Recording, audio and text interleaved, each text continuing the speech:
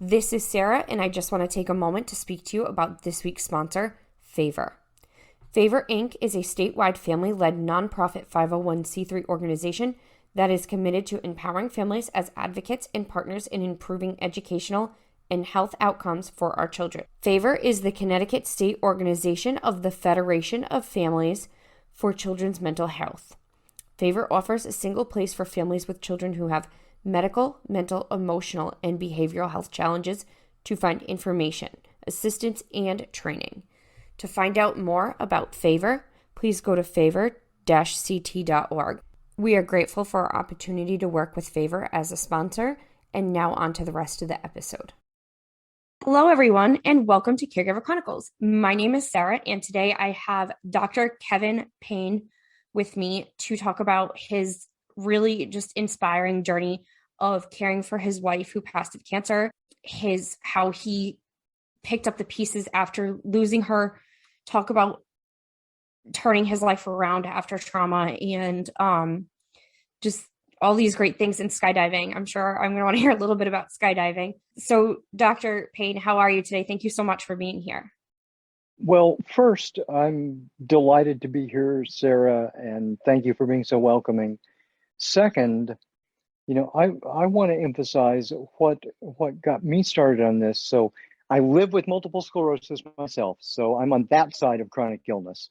I spent a decade supporting a wife who did not pass from cancer. She was a very, very, very late stage 3. She was within weeks of dying, but unfortunately, it did not save us. So I dealt with all the grief and all. We got to the where I'm really ecstatic because she was on the verge of death and we were going to lose her. And literally, the last appointment we had with so let me back up just a little bit here. So she had these mystery symptoms going on for years, and at first it was diagnosed as migraine. And at the same time, she's dealing with that. I am getting more and more symptoms that are also mystery symptoms. And this was, so we had it coming and going. And we had little kids in the house at the time. And it was just, and I was the only support. So we were a single income family. I was a professor at the time. I'm teaching all the extra classes I possibly can to keep a roof over our head. I'm doing 11 classes or more a year. And so misdiagnosed. Finally, she ends up at the ER the day after Thanksgiving, and her blood pressure had gone completely out of control. And they were having a difficult time controlling it.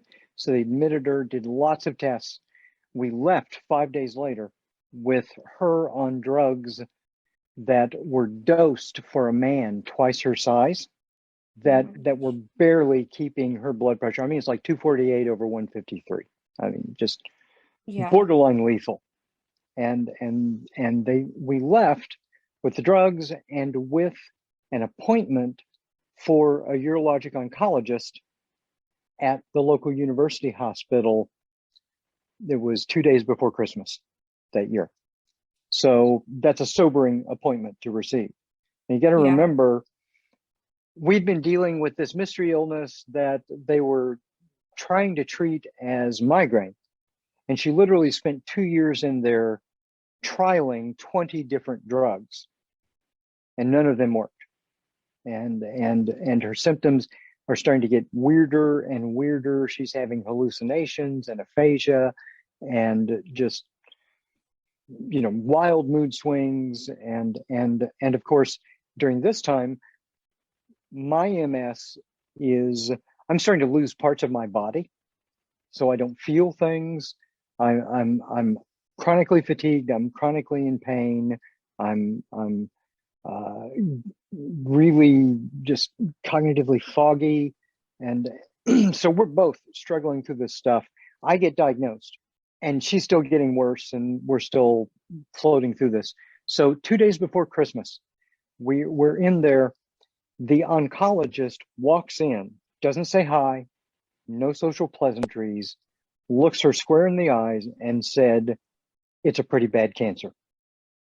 If it weren't for the holiday, I would admit you now and we would take your kidney. As it is, I will give you the weekend to have Christmas with your children and," this is a direct quote, "put your affairs in order. And Monday morning, you will be here and we will take your kidney." So we literally went from a decade of mystery illness with her to it's a pretty bad cancer to Monday morning coming in, having the operation. Now, the operation was supposed to be 3 hours. It took 5.5. And, we found out later there were a lot of complications on the table, but she came through it. And then a day or two later, they come back with the biopsy report and they said, yes, your kidney is 9.3 centimeters long. The tumor was 8.8. It had been in your body for 14 years. And if we hadn't taken it now, you wouldn't have made it to Valentine's Day. Oh my gosh. And then they said, and I kid you not, but you're cured and you will be back to your normal life in 6 months. And this kind of in a nutshell is the approach that much of the medical system takes. And it's not their fault, totally not their fault. Most medical professionals are trained according to an acute care model. And the idea is you find a medical problem, you apply a medical solution, and then you send them back to their quote unquote normal life. But over half of all Americans are now living with chronic illness. And there's no cure. Or in this case, if you live with cancer and you are fortunate enough to be pronounced quote unquote cured, you will always live waiting for the other shoe to drop, waiting for it to come back.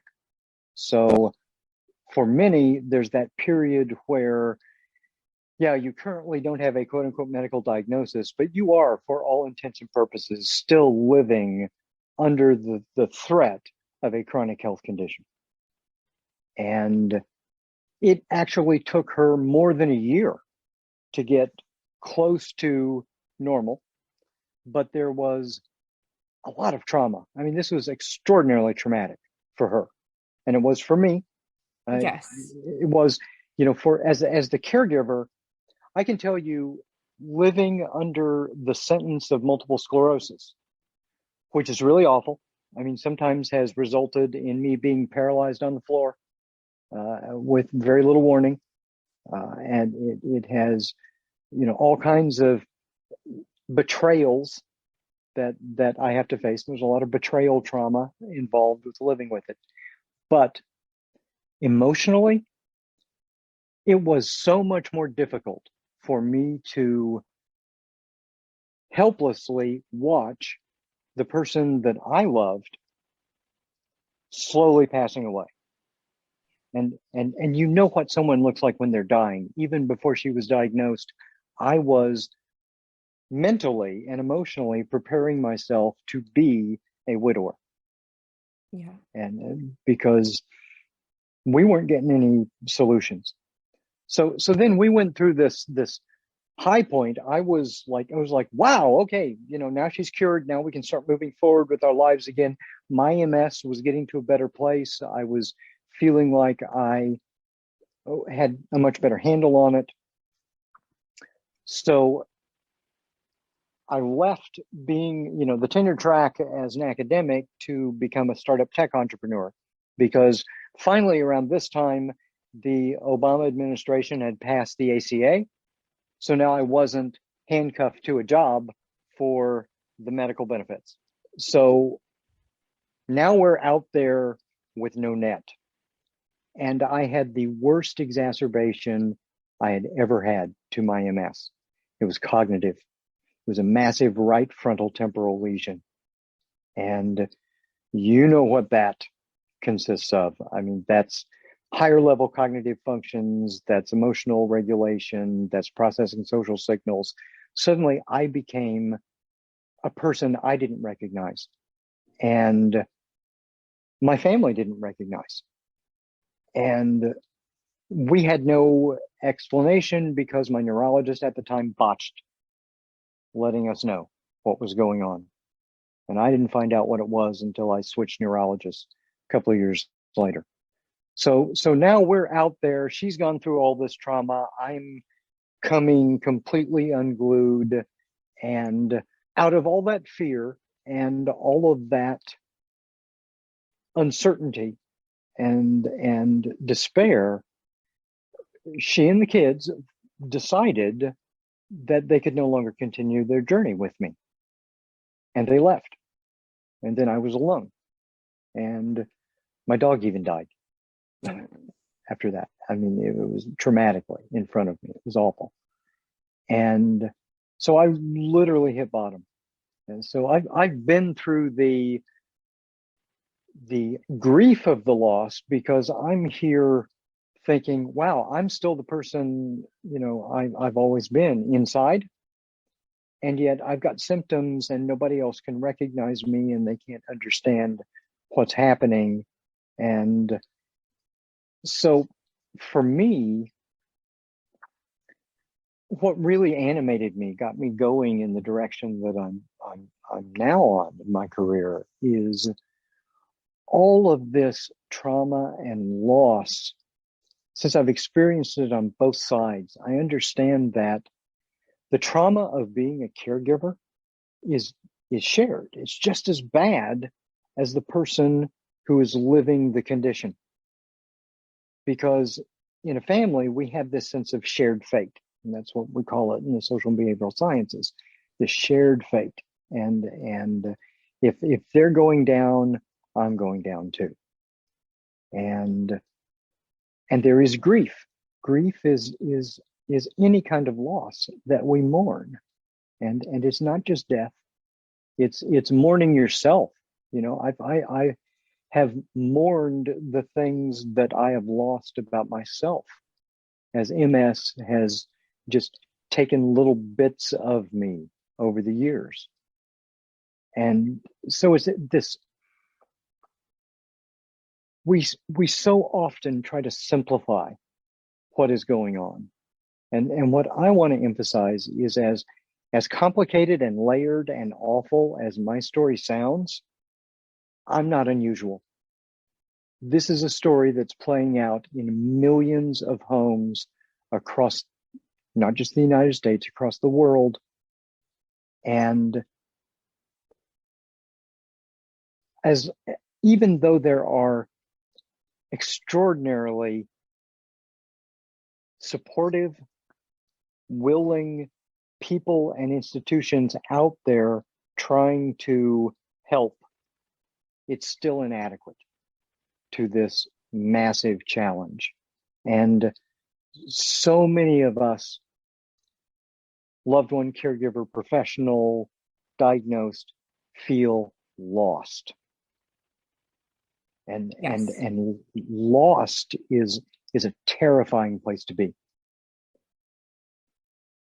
Yes, absolutely. I I want to just touch back on the grief part of what you're talking about, is how there's, especially as a caregiver, I know with Alzheimer's, a common saying is you grieve twice. You grieve Yeah. as you lose, you grieve multiple times.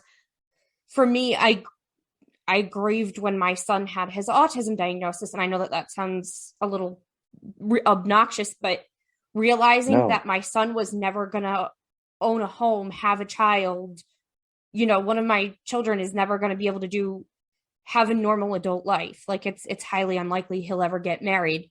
That's, when you have a baby and a child, you expect them to be able to do all these things. And when you realize that it's not going to happen for them, it's, you lose those big hopes, So Yeah, and that shouldn't be diminished. I mean, don't diminish that, because that's real grief, and that you are mourning the loss of how most of us know how to build a good life. So now suddenly you're lost in trying to figure out, well, how do we craft a good life for this little human that I cherish above everything else? And so no, and I've been through, this grieving process with Alzheimer's too. My maternal grandmother went through this, and you learn to kind of desperately cling to those little glimmers of their old self when they Yes. occasionally arise. And I will never forget that the last time, and this is true, so often toward the end with Alzheimer's, there is that moment of clarity. And science still doesn't quite understand why that often happens, but it does. And I know the last time I visited Nana, she was her old self again. And I'm choking up thinking about it, Yeah. because that was this amazing gift that we had. And then a few days later, she was gone. Yeah. And so, yeah, that grief happens. That grief happens. That grief happens with a lot of conditions. It happens with MS, because MS is a neurodegenerative condition. And there are certain things that I just cannot do anymore. And yeah, I'm on good days, I'm still jumping out of airplanes, and That's amazing. I'm still doing that. But yes, I have mourned pieces of myself. I've mourned pieces of those I loved. I've mourned relationships that I cherish above everything else.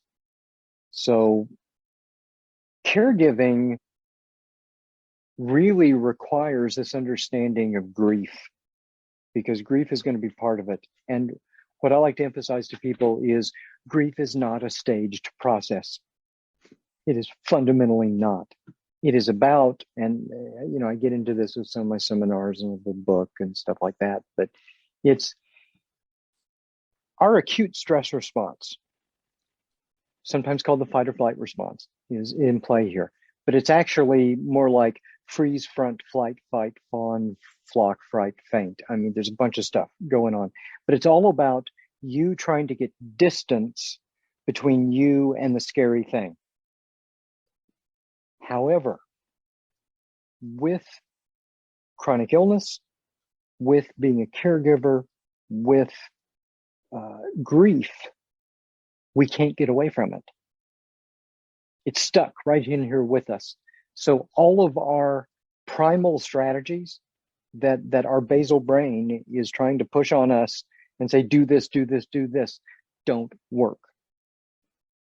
And we have to begin with kindness and acceptance and openness, because we're going to be forced to change. And that can be really tough on us, because it's not an expression of our agency. Humans love change when we choose it. We That's don't true. love Yes. change. Yeah, we don't love change when it's forced on us. Yes. And so this is a fundamental, difficult human condition that we are stuck in. Yes. No, again, I agree with that. Grief is, and I know enough about grief to know it's not one size fits all. And there's just so many different factors and layers to it. And there's times where you think you're at peace, and then months later it just kicks you in the gut all of a sudden. And um, and even, it's just you can grieve over things like losing a job, losing a home, um, Yeah. anything like that. You can grieve over personal possessions. Um, it just does happen, and it's very real. It's very traumatic. And also I want to touch back on the recovery for kidney cancer. When I was in fifth grade, my dad actually had a kidney removed with cancer. Mm-hmm. When they found it, it was the size of a golf ball, they said, and I think they removed the kidney about 2 weeks later, and it was the size of a grapefruit. Mm. um listening to you, I mean, my mom had told me about the trauma, and of course, I was the child. This impacted all of us. It was, me, my dad, my mom, and my sister growing up, and we all had that sadness and concern for my dad. But I think me and my sister were so young that we almost didn't believe anything could happen to him. Um, Mm-hmm. we again, I was in fifth grade at the time, so I didn't think anything could happen to anybody I knew. Only old people died. I just had that notion in my head, which was not true. My mom had to raise two kids, or take care of two kids. I was a little brat, also. Side note, she had to take care of two kids and take care of my father, who back in the 90s, kidney surgery was from your like chest all the way down your stomach to like he had this massive scar in this major operation, and it was just it I can't imagine the stress. Like, just talking to you kind of makes me think a little more, like, maybe I underestimated the stress and the trauma my mom went through at that time. um it was shortly after that my parents decided, we're gonna just say the heck with it, max out credit cards and take the kids to Disney because life's too short. um it was, I mean, it was something that they'd always wanted to do, and they wanted to do it before anything happened to anyone else. And Yeah, that kind of was their trauma response.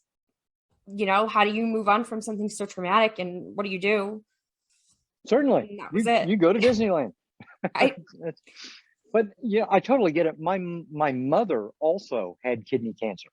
Now this was in the 90s also. Now I was older. I was almost 30, and I was living on my own and everything, obviously by then. But that was an awful experience. And I think for my former wife, one of the things that was so awful for her was, so she almost dies of kidney cancer 10 years almost to the day that she sat there and watched her mother pass away from cancer. yeah. So it was happening at that anniversary, and she had been there. So I mean, it really unleashed a lot of trauma experiences that she had been through. And she turned to me, and literally, I've got brain damage that nobody can see. That is, as you can tell, I'm generally okay with words, and I like to communicate, but I was dealing with aphasia, and I could not communicate, and it was very frustrating, and I was very angry, and I had lots of emotions that were all over the place, and I couldn't cope because I didn't know what was going on. And I literally had the part of my brain that needed to be working, dealing with massive damage at Yeah. that point. And so, you go back to grief. Grief is everywhere. And one of the things that I always like to emphasize with people is that the reason we grief is always surrounding a loss. And it's a loss of something that is so important to you that it is part of the fabric of your identity. Okay, so identity is the story we tell ourselves about ourselves. And suddenly you have a big part of your identity ripped away. There's a big hole, and you didn't have any choice in the matter. And that kind of experience, it can be death, it can be loss of a job, it can be the dissolution of a relationship, doesn't matter. The thing that triggers grief, that grief response, is the acute distress that comes from a significant injury to your identity. Because that's the fabric of how you see yourself, how you see your future, how you behave in the world, all that stuff. And now all of that stuff has to be rearranged, and you've got no choice in the matter. So we've got to be kinder to ourselves and show ourselves more grace, and realize that this is going to keep bubbling up, and you don't ever really get past grief. You remodel. You reform your identity, and it's like those, there's that wonderful Japanese art of kitsuge, where they've got the broken bowls that are repaired with a gold adhesive. Have you ever seen that? I have And not. it's a wonderful metaphor. And what they do is they take a broken bowl or cup or something like that, and they meticulously put it back together with this gold adhesive. So it looks like it was at the beginning, but now all of the cracks and the breaks are highlighted with gold, and they sparkle, and it becomes beautiful in its imperfection. And even though it is restored as something different, it has echoes of what it once was, Yeah. but it is now beautiful in its broken recovery. In its transition, yeah, or new form, or yeah, however Mm-hmm. you want to explain it. I get that. No, I actually think that that's beautiful, and that brings me to how how you started to turn your trauma around. And do you want to talk about that a little bit? Sure, sure. I probably have a goofy plan. I mean, for me, it was two things. One, it was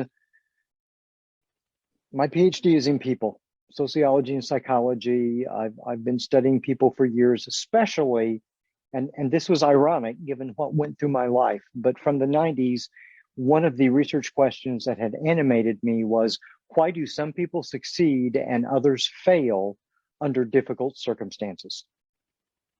So that was natural for me to kind of morph that slightly into, how do we craft a good life when we've got a health condition that's not going to get better? And so I've done research on that. And so it was time for me to understand that I may have all the book learning about it. I may have done all of the research, and I've actively researched this for years and years. I may have spent a lot of time teaching people, but now knowledge is different from the understanding of living it and the success of doing it. And our brains work on those different levels. And sometimes that can be really frustrating to us because intellectually, cognitively, we may quote unquote know what we need to do. But we still have to build the new perspective and the new habits and put them into action. And that's actually a different part of our brain. It's a different part of our mind. And just like you build muscles through repetition and habit, you build that part of your brain by building those new perspectives and identities and habits. And so I had to do that work, which meant that I had to become more humble in the world, because I'd spent the last 20 years always being the expert in the room. I was always the professor. I was always the expensive consultant that was coming in to solve something, but I was sucking at the doing, because I was so overwhelmed by all of the trauma of years of MS and caregiving and the fallout from that. And I had to realize that I was no longer the person that I remembered. I had to build new strengths and new habits and new ways of being in the world. Yeah. And so that meant actively working on changing my mindset and my body and my emotional control. And it also meant that I needed a win. So it wasn't just applying the science.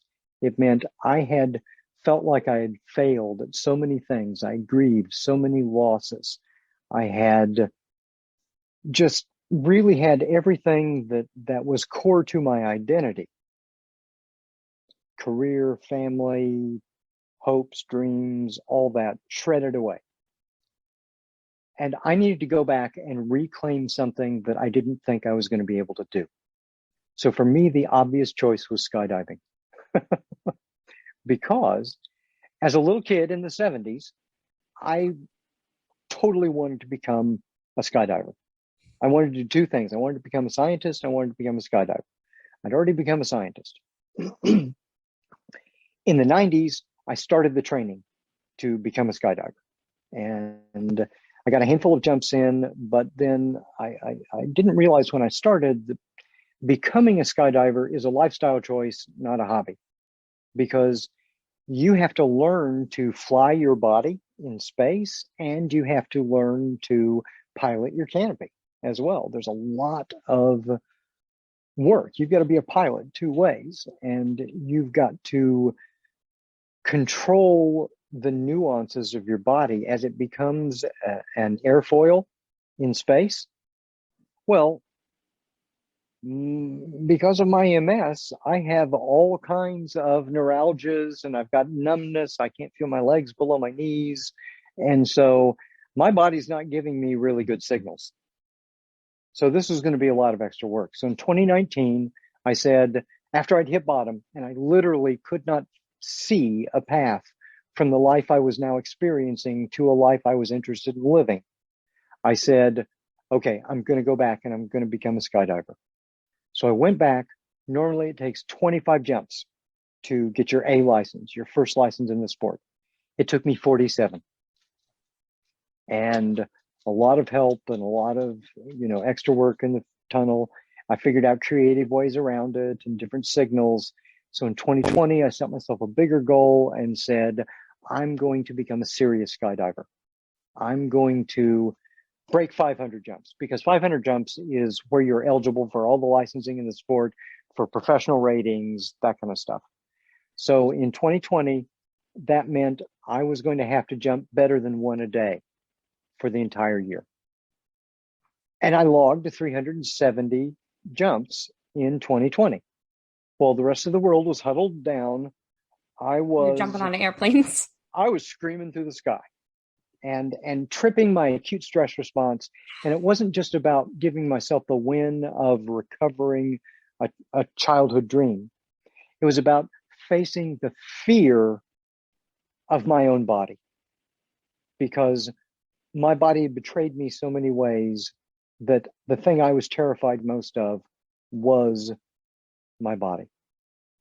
And so in every skydive, there comes a point where we have to choose life actively. Because if we do nothing, we're going to splat on the ground. And you've seen the picture on the cover of my book. That is that instant. I'm at 5,000 feet. I'm giving what's called the wave off. I'm signaling everybody in my airspace I'm about to choose life and deploy my parachute. Because at 5,000 feet, at 120 miles an hour, I have 27 seconds to live. Less than a TV commercial. So I'm choosing life. And that's what I want people to understand. When they feel like their lives are in free fall, they've got a chronic condition that's not going to get better, they're caring for someone, they feel like they've lost everything that they care about, choose life. Make that active choice. I agree with that statement. And we have shared helplines for people on this podcast in the past. I'll be happy to link those resources or even put them in at the end. If anybody is really struggling with choosing life. I think it's so important. I personally have been in a position, not jumping out of an airplane though. That's not my thing. Good for people who can do it though. I'm amazed by it. I can't. There's nothing natural about it. And I always tell people, if you think you should try skydiving or you think you should not, you are correct. Listen, my heart races and I get like dizzy and nauseous on high escalators. Like I don't need to jump out of a plane. I'm good. I don't even really like going on planes that I'm not going to jump out of. So. Well, I don't like going on planes that I'm not going to jump out of. That freaks me out too. I'd much prefer to pay for a ride up. That's it. That's amazing. That's no, but that's really like incredible to think about. And it's something that like maybe the rest of my audience hasn't thought about, but I'm sure or a lot of people have been, maybe not everybody. I hope not as many people as I think have been in that moment have been, but many people have been in that moment where they have to choose. Do I reach out for help? Do I choose life? What do I do? Where do I go? And It is shockingly common, and I know we like to think that is an unusual circumstance, but it is shockingly common, and that goes back to what I said earlier. Be kinder to yourself. Show yourself some grace. Understand, nobody trained us for this. We don't get any training, and each of us gets dumped into this tragically common circumstance, and we are thrown in at the deep end. And yeah, there may be some well-meaning people around us, but fundamentally we just aren't given the tools for this. And so that's why I do Your Life Lived Well, because I'm trying to help provide accessible tools that I needed that no one gave me. yeah. I'm trying to use my expertise to help other people's journeys, because it gets really awful and really dark, and I'm not unusual. I'm not an exception. Well, it just seems unusual. Like the skydiving part with MS. Again, all that is just amazing to me. But I'm boring.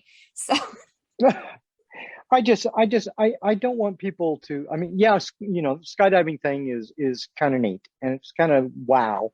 If people look at the commercial on my website, they say, we filmed it at in free fall, and that seems exceptional. But what I want people to understand is that edges, that's an edge experience, but edges are everywhere, and edges are physical and cognitive and emotional and social and operational. They're everywhere. And an edge is an edge. And yeah, some of my edges may be way out there, kind of extreme, but I also still have mornings where my MS is acting up and I can't get my hands to work. And my edge is just trying to get my medicines into my mouth yeah. for that moment. And that's okay. Those are still Yeah. edges. And you can't feel embarrassed if your edges are small and close and common, because it's not a contest. This is not a contest. This is, you've got a real legitimate edge right now. And on the one hand, edges can be beautiful experiences, but they're also terrifying as well. And we need those tools, and that begins with us extending grace to ourselves. I mean, I can get really angry and really frustrated when all of a sudden my legs don't work. Because good grief, I'm not that old yet, and I should be able to get myself around fine. But should doesn't have anything to do with it. It's about accepting what's real in front of me right this moment. And Exactly. and and giving care, we are also faced with all those circumstances right now. And we can feel so betrayed by life that we and this person we love are in this circumstance now, because it's not what you expected, it's not what you signed up for, and it's stupid. But it's still what you've got. Yep. And it is still going to become what you make of it. It's not going to be all in Exactly. your choice, but you do have choice, and you can choose life. Yes, exactly. And I know as a caregiver, and I know so many caregivers who have days where it's like just they just don't even sometimes you just don't want to get out of bed when you're taking care of someone else because you have so many things to do and you're probably not going to get those things done. And what's the point? But choosing to get up and do whatever you can. And when something comes up that's not what's expected, learning how to just accept it and deal with it and just go on with the rest of your day is sometimes that is just as big of an accomplishment as anything else. And that's what I hear you saying. And I hope I'm close on that. Yeah, yeah. Sometimes, I'll tell you truthfully, there were some days down in the worst of it where I had, I was not only teaching 11 or more classes a year, I was administering a department that had 150 instructors and over 10,000 students in a year. And so I was working myself to death trying to spend time with the kids on days where my wife had maybe been out of bed for 3 hours that day, and the rest of the day had been curled up, drifting in and out of excruciating pain and a fitful slumber. And we would get to the end of the day, and I would get the kids in bed, and she would be passed out, and I would just go out on my deck under the stars, and I would sob uncontrollably. And I just felt like I had no one to share that with. And I'm trying to be quote unquote strong for the people I love. And what I'm also doing, even though I knew it, because I knew all the research, I knew that I was crushing myself because I had let all my self-care fall by the wayside, trying to do all this other stuff. And, a few years ago, when my son was about 13 or 14 at the time, one day he said, and we'd gone through all of this awful stuff and we were separated, by this time. And he looked at me one day and he said, "Dad, you really suck at doing things for yourself." And on the one hand, I knew that he was correct because I thought back at it, and it had been over a decade since I had done anything just for myself. And so I realized that in his lifetime, he probably never remembered his father doing something just for himself. yeah. And that's And how we lose ourselves as caregivers. I did. I completely lost myself on both sides of that equation.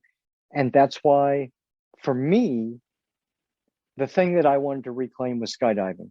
I don't expect most people to jump out of planes, but there is something in your life that you need to do just for the joy of it, just for the feeling of accomplishment, just for the experience of flow, where you get in the groove, where you get in, this place, and you feel connected and transcendent.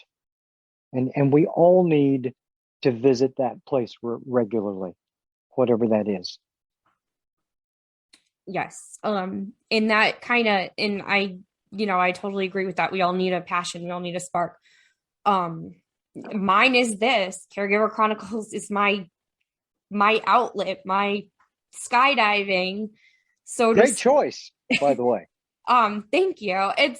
It's been therapeutic for me and it's been helpful for others. So it's made me happy. And, I'm grateful to be doing it. And my question, other than skydiving, because I would consider this actually a self-care, but this is one of my favorite questions to ask my guests is, what is your favorite self-care strategy or activity?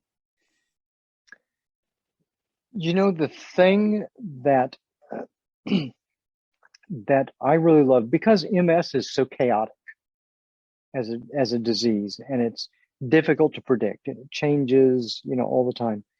The thing that I do to care for myself that's most important is I give myself a regular start to the day.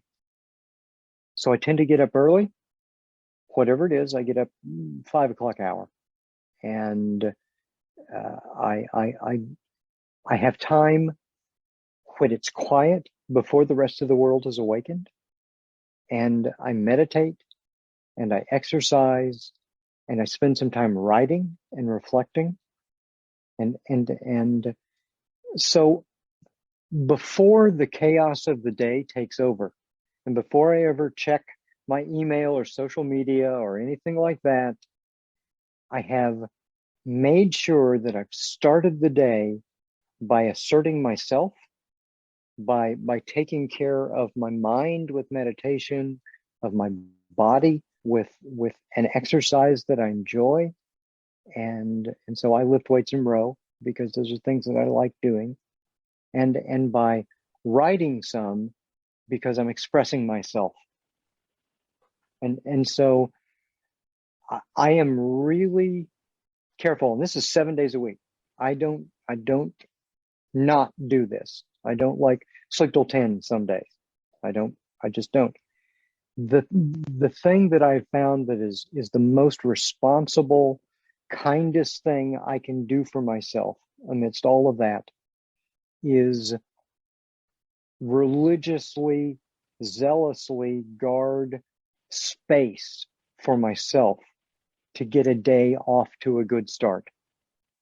Now everything can go pear-shaped later on in the day, but at the end of the day, I know that I started with that expression.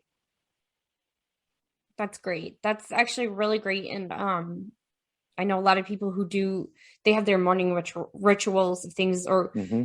whatever routines, rituals, whatever you want to call it, that they do to bring themselves a better day. And Yeah. I think that that's great. And I think that that's a great way to start your day. And thank you so much for that. Is there anything else that you would like to share with my audience? Oh gosh. I know there's so much because you've There, had such a life.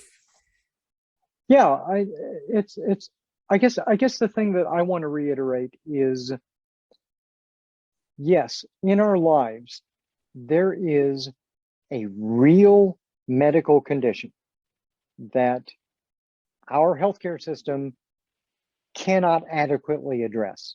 And so we have to live with it somehow. And what I want to emphasize to people is this idea that we may be sick, quote unquote, sick, but we can still live well. And that's really what I'm about, because even though I'm sick, quote unquote, in a way that's kind of profound and is only going to get worse, if anything, but I can do everything else that I can that's in my control, that I can influence, that allows me to improve my overall quality of life and to improve my overall quality of health in all the other ways.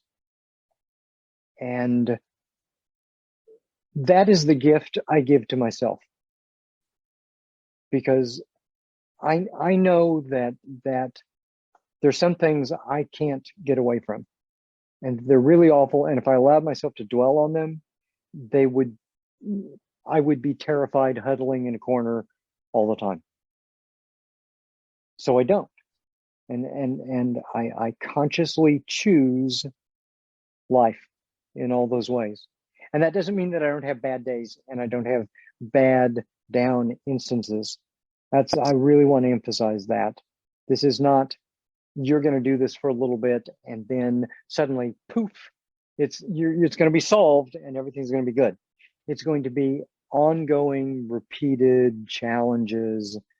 And that's okay, because we're building habit, we're building mindset, we're building ritual. We're building these things into our lives, because here's what the data tell us.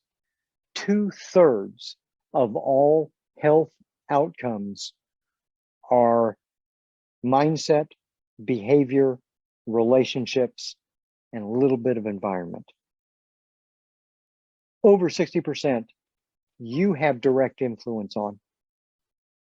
And so don't let the medical diagnosis, the reality of that in your life or the life of the person you care about dictate what the course of your life is going to be. Yeah, you're going to have to modify, you're going to have to work with it.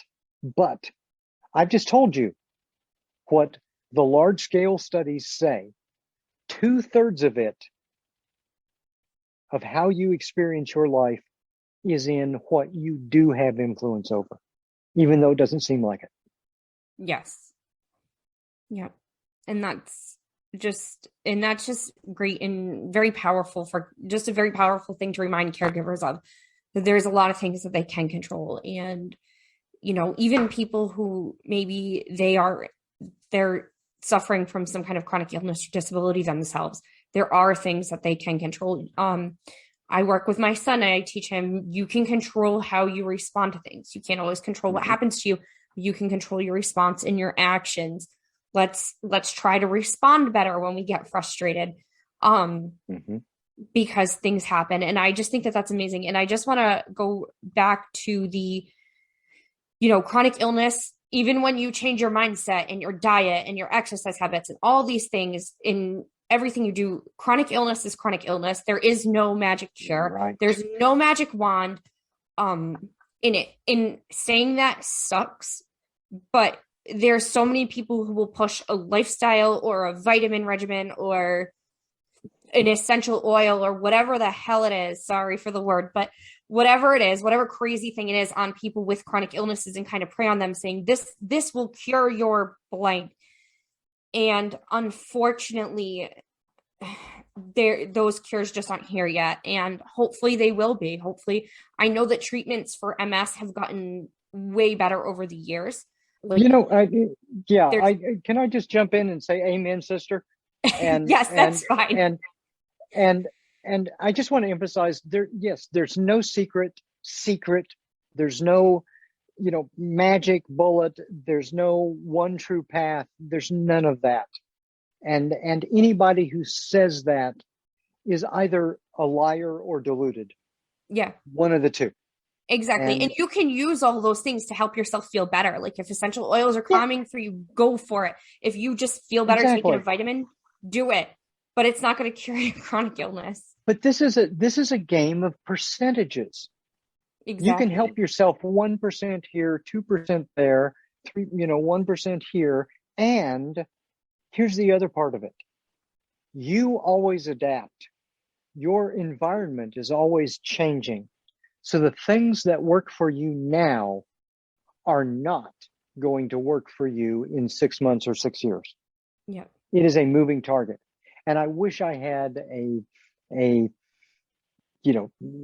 more woo-woo kind of solution to push at people, but it would be a lie. And what people have to understand is there are 150 ways to change a behavior. All of them work for someone, only some of them will work for you. Yeah.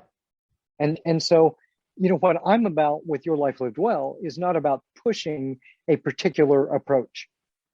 What I'm about is showing you how to better observe yourself and how to make better choices for yourself in your circumstances so that you can improve your quality of life.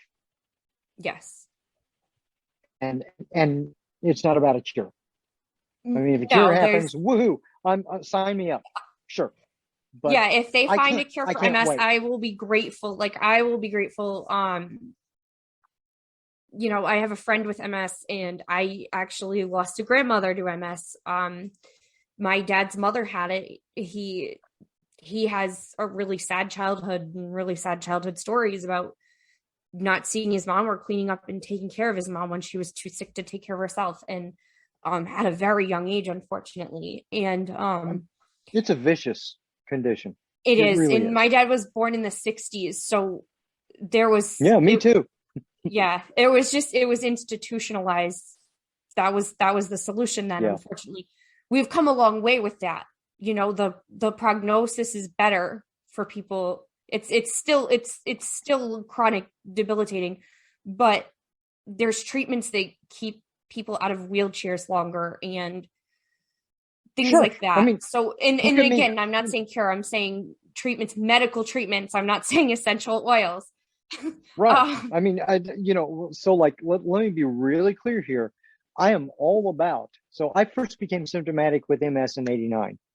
I wasn't correctly diagnosed until 2006.